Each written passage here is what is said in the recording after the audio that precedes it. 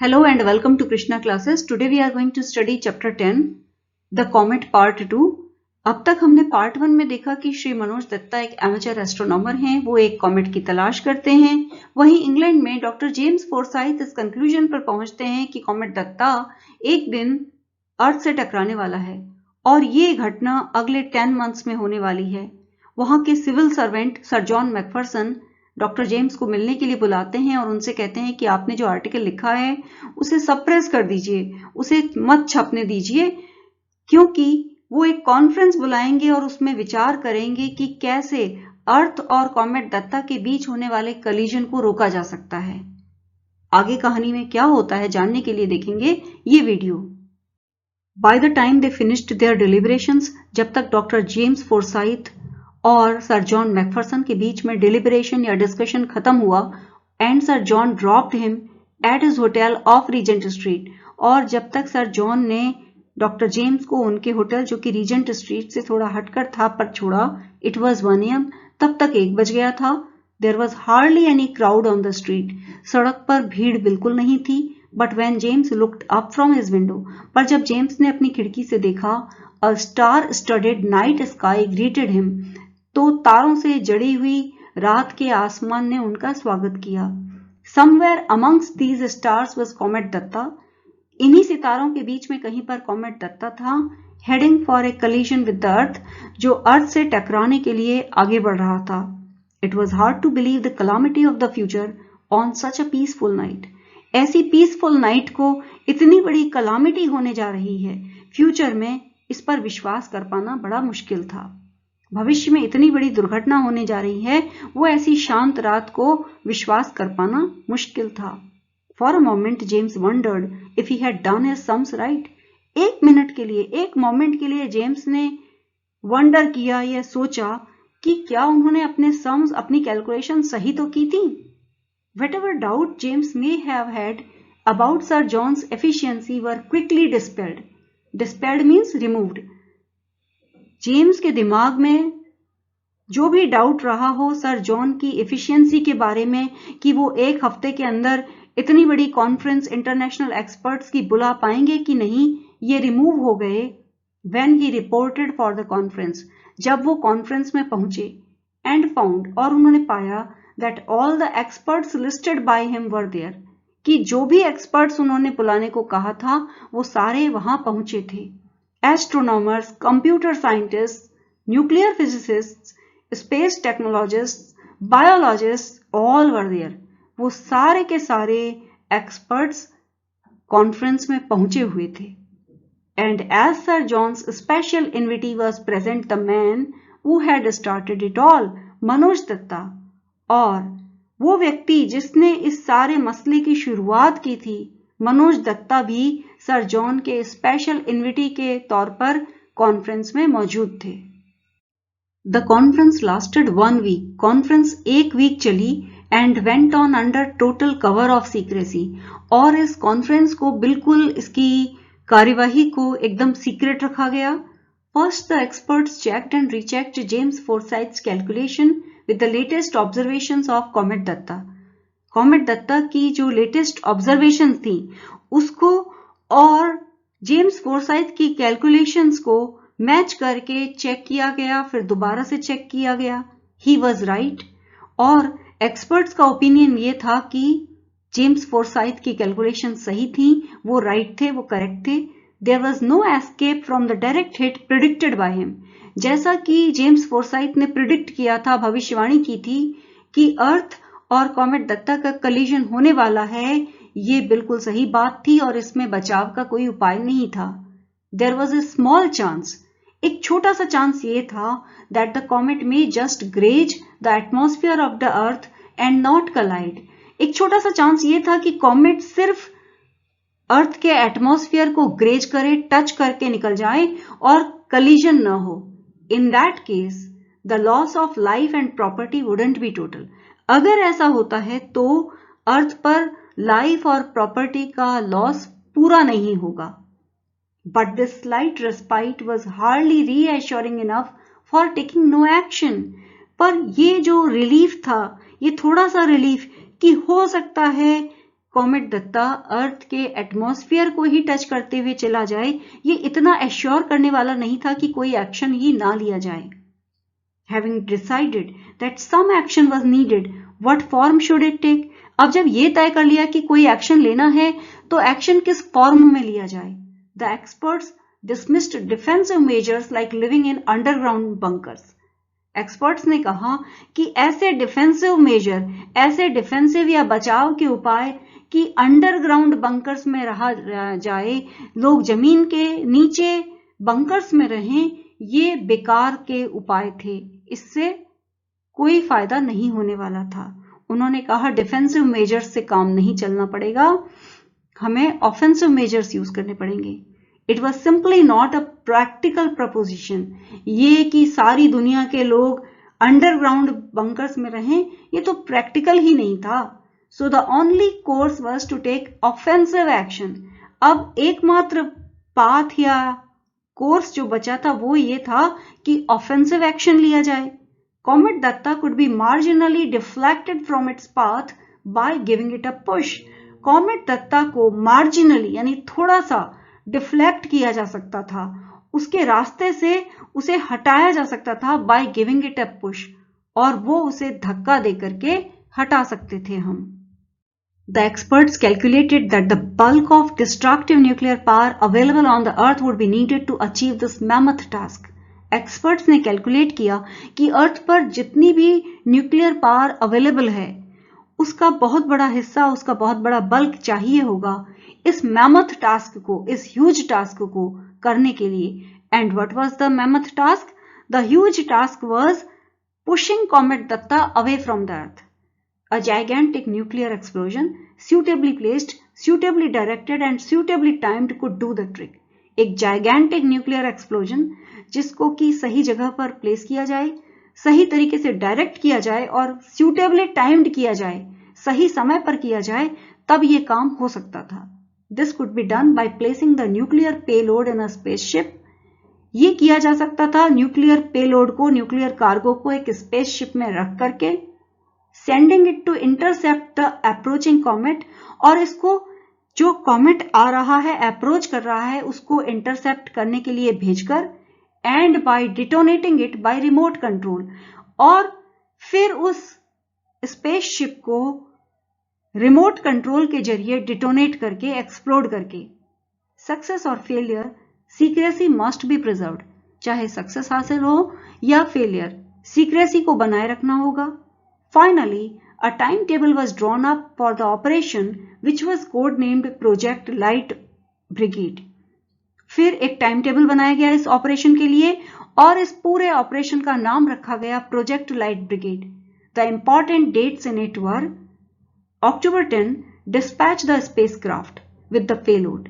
October 10 को spacecraft भेजा जाए और उसमें न्यूक्लियर पेलोड हो, अनलेस, और तब नहीं भेजा जाएगा यदि by then the comet is already destroyed by natural causes, या तो तब तक कॉमेट नेचुरल कॉजेज की वजह से, प्राकृतिक कॉजेज या कारणों की वजह से खुद ही डिस्ट्रॉय हो चुका हो, और has changed its path due to unforeseen reasons, या फिर इसने अपना रास्ता बदल लिया हो कुछ ऐसे कारणों की वजह से जिनको अभी नहीं देखा जा सकता, अभी नहीं जाना जा सकता। November 15, rendezvous with the comet and detonation of the payload.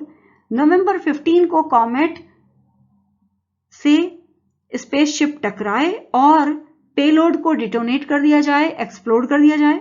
December 15, if the experiment failed, this was the day the comet would hit the earth. अगर एक्सपेरिमेंट फेल हो गया तो December 15 को कॉमेट अर्थ से टकराएगा। If it succeeded, अगर experiment successful हुआ, the comet would pass by at a near but safe distance. तो comet अर्थ के पास से तो गुजरेगा, but it would pass by at a safe distance. एक सुरक्षित दूरी से गुजरेगा। The success of the experiment depended on how massive the comet was. Nuclear payload भेज करके कॉमेट दत्ता को रास्ते से हटाने वाला एक्सपेरिमेंट सक्सेसफुल होगा या नहीं होगा, ये इस बात पर डिपेंड करता था कि कॉमेट कितना ह्यूज था, कितना मैसिव था। मैसिव माने बहुत बड़ा। Nobody could estimate. अभी कोई एस्टिमेट नहीं लगा सकता था। Everybody hoped that it was not very massive. हर कोई ये आशा कर रहा था कि कॉमेट दत्ता बहुत मैसिव ना हो, बहुत बड़ा ना हो। Do you think we will succeed? आपको क्या लगता है कि क्या हम सफल होंगे? Dutta da asked sir John McPherson for his opinion. Dutta da ने सर जॉन मैकफरसन से उनका ओपिनियन, उनका विचार पूछा। During the week the two had developed considerable affinity for each other. इस वीक उन दोनों में काफी बातचीत हुई होगी, इसलिए दोनों के बीच में बहुत ज्यादा एफिनिटी या एक दूसरे के लिए बहुत ज्यादा आत्मीयता हो गई थी। Mister Dutta, I give you an honest answer. Mister Dutta, मैं आपको ईमानदारी से जवाब दूंगा। I am not buying any Christmas presents till December 15। दिसंबर 15 तक मैं कोई भी क्रिसमस गिफ्ट नहीं खरीद रहा। Dutta da toured the British Isles for 2 weeks after the conference. Conference के बाद 2 हफ्ते तक दत्ता दा ने ब्रिटिश आइलैंड्स के ऊपर टूर किया। एक आइलैंड से दूसरे आइलैंड गए and he had a pleasant time, और उन्होंने एक अच्छा खुशनुमा समय गुजारा। विजिटिंग ऑब्जर्वेटरीज, वहां पर जो ऑब्जर्वेटरीज थी जिनसे कि हेवनली बॉडीज को ऑब्जर्व किया जा सके, उनको उन्होंने विजिट किया। And exchanging views with amateurs as well as professional astronomers, और उन्होंने एमेचर और प्रोफेशनल एस्ट्रोनॉमर्स के साथ व्यूज या ओपिनियंस या एक दूसरे के विचार को एक्सचेंज किया। On his return he was greeted by the inevitable vast crowd of friends, social leaders, students and the usual hangers on.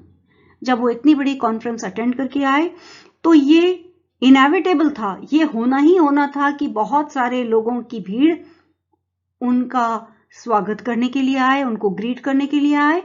और इसलिए फ्रेंड्स की, सोशल लीडर्स, स्टूडेंट्स और ऐसे लोग, ऐसे हैंगर्स ऑन जो ऐसी किसी भी पार्टी में या ऐसी मीटिंग में जाते ही जाते हैं, ऐसे लोगों की भीड़ ने उनका स्वागत किया।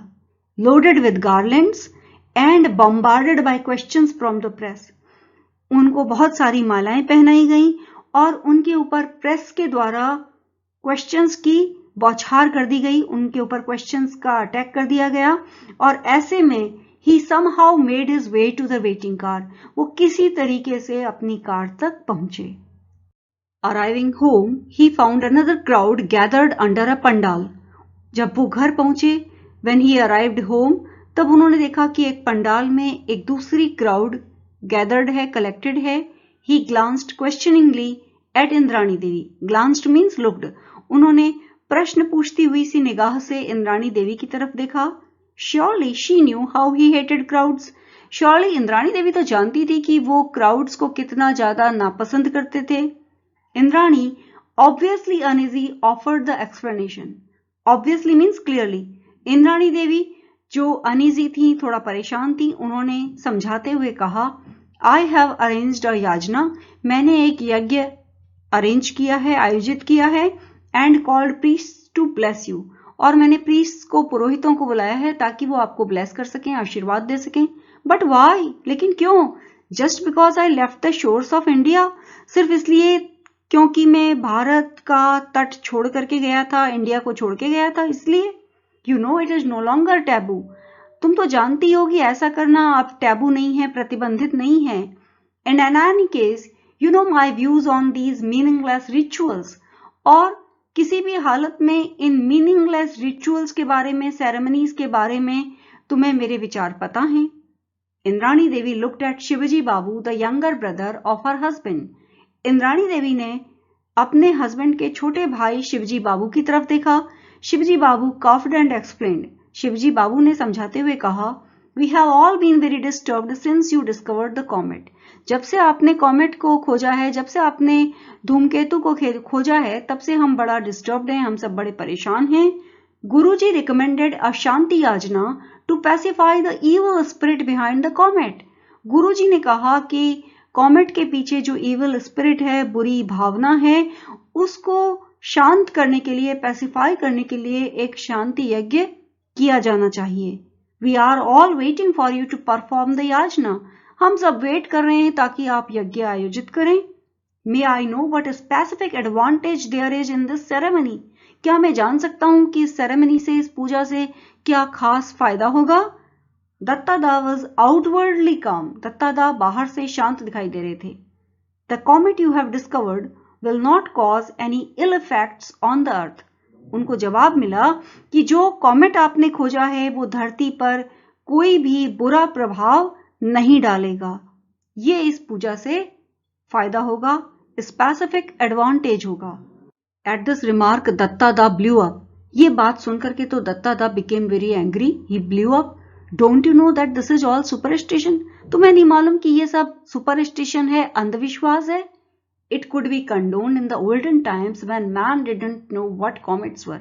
पुराने जमाने में जब लोगों को मालूम ही नहीं था कि कॉमेट्स क्या है, तब लोगों के इस तरह के सुपरस्टिशन को इग्नोर कर सकते थे, कंडोन कर सकते थे। Not so in modern times, लेकिन आज के मॉडर्न जमाने में नहीं। Comets are known for what they are.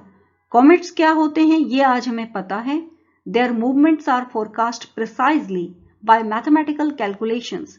Mathematical calculations के जरिए, गणित की कैलकुलेशन के जरिए हमें उनका मूवमेंट बिल्कुल प्रिसाइजली, बिल्कुल एक्यूरेटली पहले से फोरकास्ट किया जाता है, पहले से बता दिया जाता है। And it is clearly established, और ये एस्टैब्लिश हो चुका है by statistical studies. Statistical studies के जरिए that their visits have no correlations with disasters on the earth, कि कॉमेट्स के आने से धरती पर डिजास्टर्स हों ये कोई जरूरी नहीं है। कॉमेट्स की विजिट्स का धरती पर होने वाले डिजास्टर से कोई लिंक नहीं है, कोई कोरिलेशन नहीं है। All this is of course futile on my part two explain. Futile means useless. मेरा आप लोगों को ये सब समझाना बिल्कुल यूजलेस है, फ्यूटाइल है। You and the likes of you never read even the elementary books on science. आपके जैसे लोग तो जो एलिमेंट्री बुक्स हैं, जो बिल्कुल बेसिक किताबें हैं साइंस पर, वो भी नहीं पढ़ते हैं। शिवाजी बाबू जेंटली इंटरजेक्टेड। इंटरजेक्टेड मीन्स टोकते हुए उन्होंने कहा, शिवजी बाबू ने, but our wise forefathers recommended सच याजनास। लेकिन हमारे जो वाइज फोरफादर्स हैं, जो हमारे समझदार पूर्वज हैं, उन्होंने ऐसे यज्ञ करने के लिए बताया है। Since his return from London, दत्तादा was in regular correspondence with Sir John Macpherson.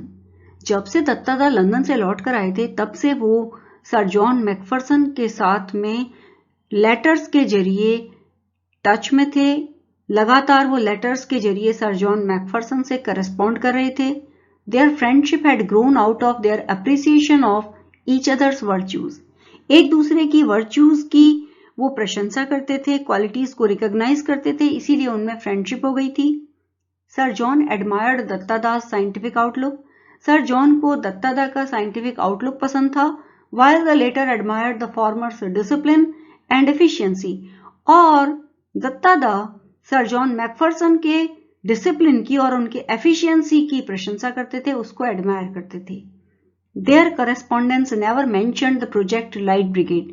उनके लेटर्स में कभी भी प्रोजेक्ट लाइट ब्रिगेड का जिक्र नहीं होता था, मेंशन नहीं होता था।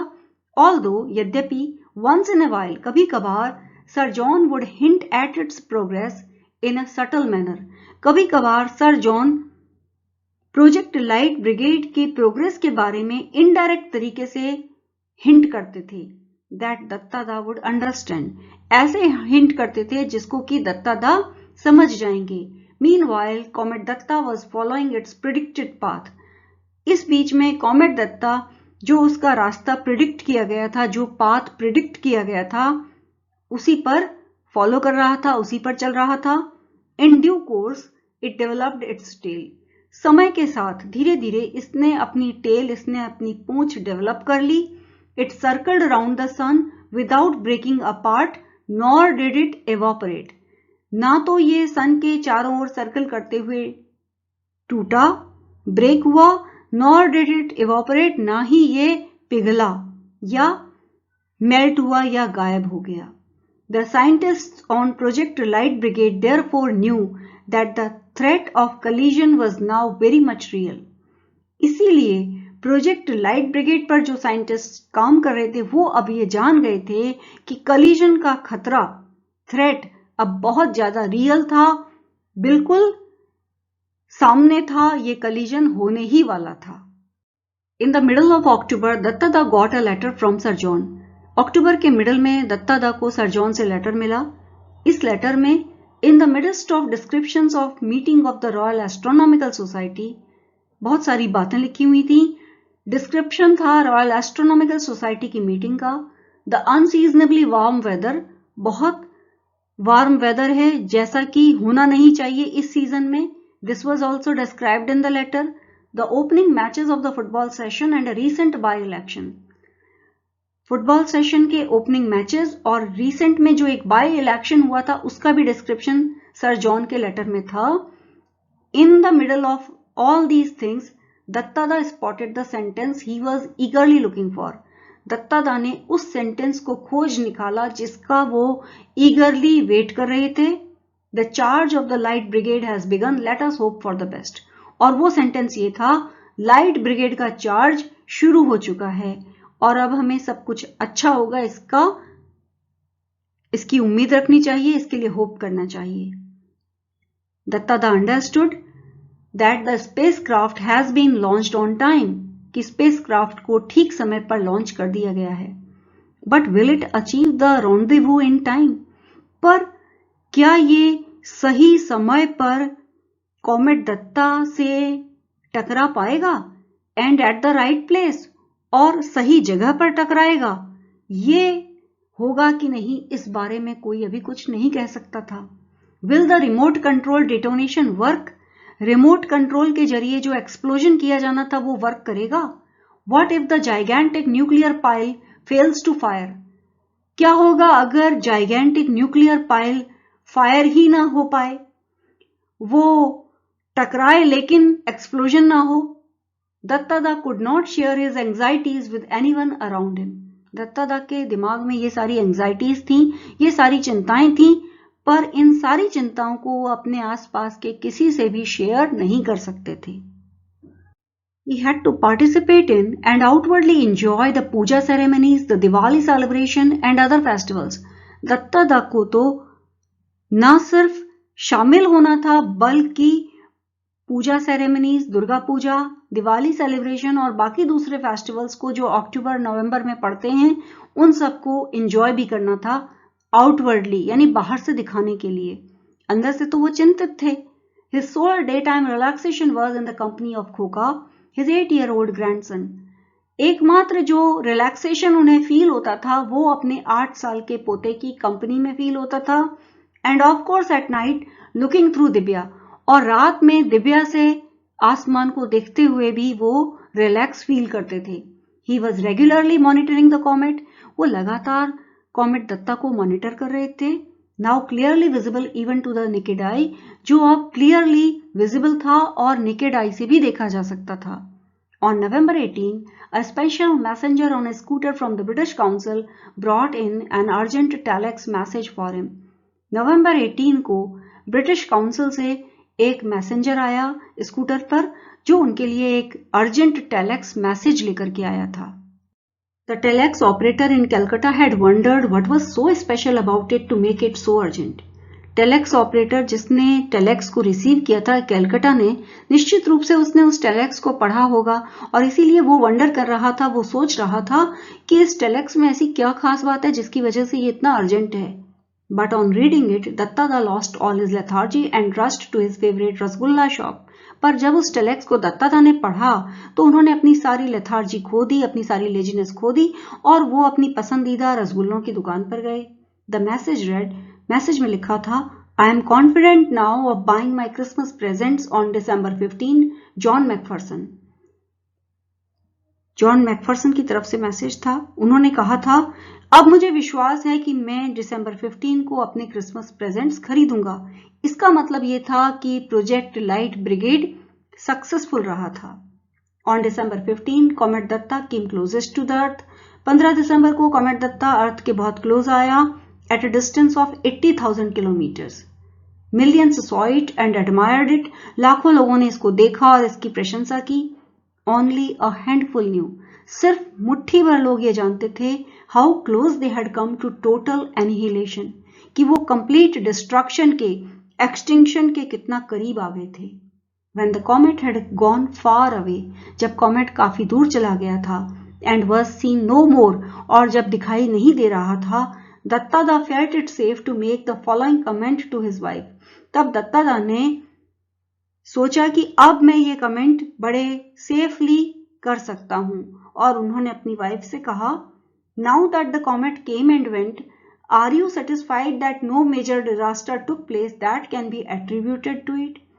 अब जबकि कॉमेट आया और आकर के चला गया, तब तुम इस बात से सेटिस्फाइड हो कि ऐसा कोई बड़ी दुर्घटना या डिजास्टर नहीं हुआ है जिसके लिए हम कॉमेट दत्ता को दोषी ठहरा सकें, जिसका कारण हम कॉमेट को समझ सकें.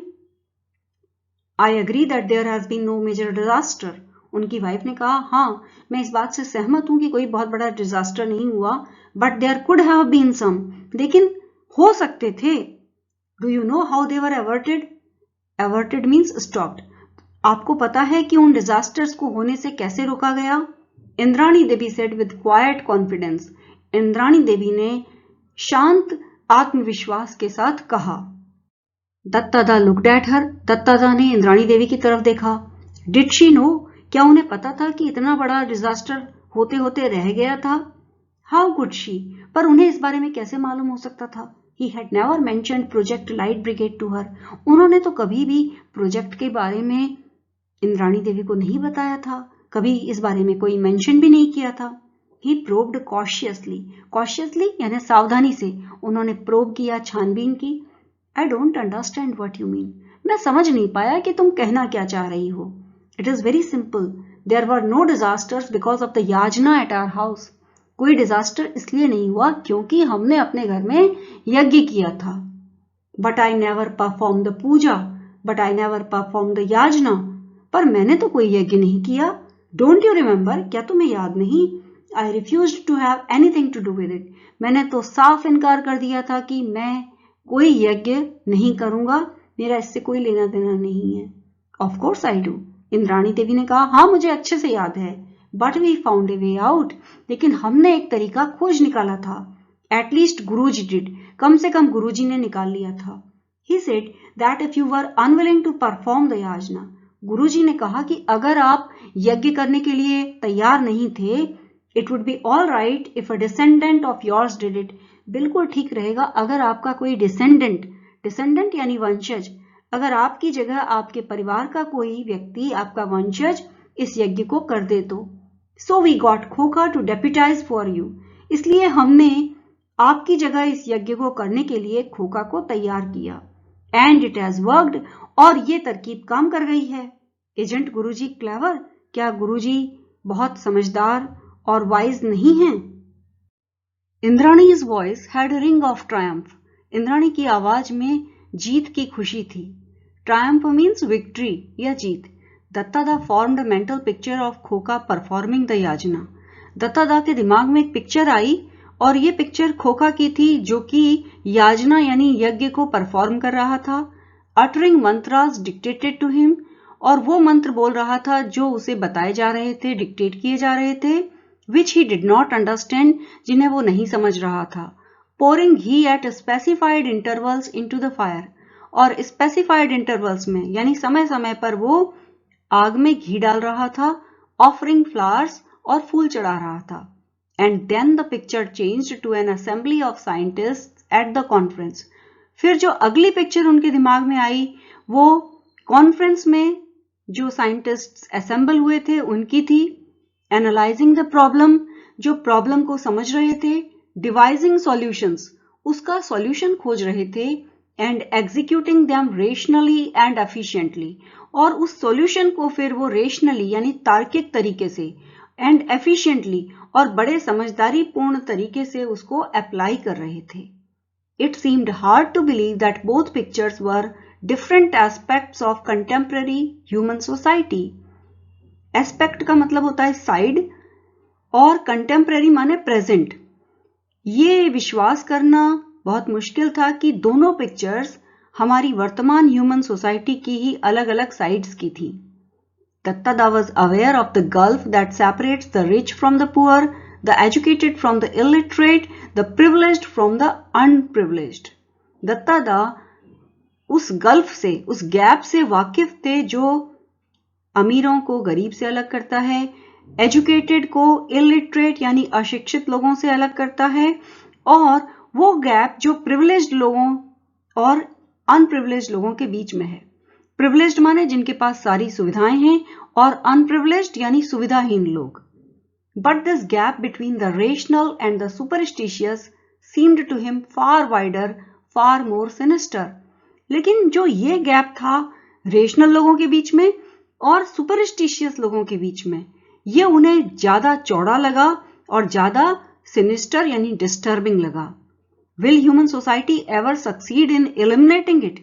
Eliminating means removing. क्या ह्यूमन सोसाइटी इस गैप को कभी रिमूव कर पाएगी? Dattada did not know the answer. Dattada के पास इस बात का जवाब नहीं था।